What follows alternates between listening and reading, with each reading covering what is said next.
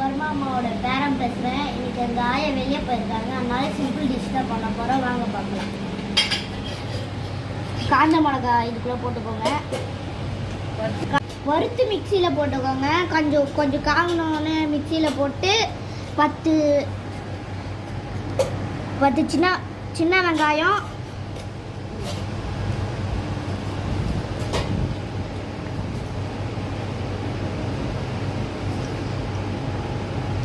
அடுத்தது பூண்டு போட்டுக்கோங்க. பூண்டு ஒரு 10.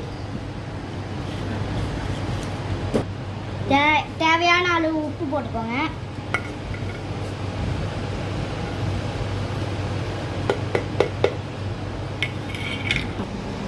அரைச்சிட்டு வந்து அப்புறமா உங்களுக்கு இதை காட்டுறேன். காய்ஸ் அரைச்சிட்டு வாங்க பார்க்கலாம். இது வந்து தண்ணி ஊற்றி அரைச்சா வேஸ்ட் ஆயிரும். அதனால எண்ணெய் ஒரு 3 ஸ்பூன் 4 ஸ்பூனு வச்சு அரைங்க. எண்ணெய் ஊற்றி தான் அரையணும். தண்ணி ஊற்றி அரைச்சா இதுனா வேஸ்ட் ஆயிரும். இது 4 நாள் 5 நாள் இருக்கும் எண்ணெய் ஊற்றி அரைச்சா.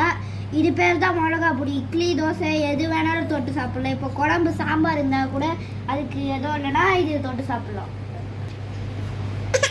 இது சாப்பிட்டு பார்க்கலாம்.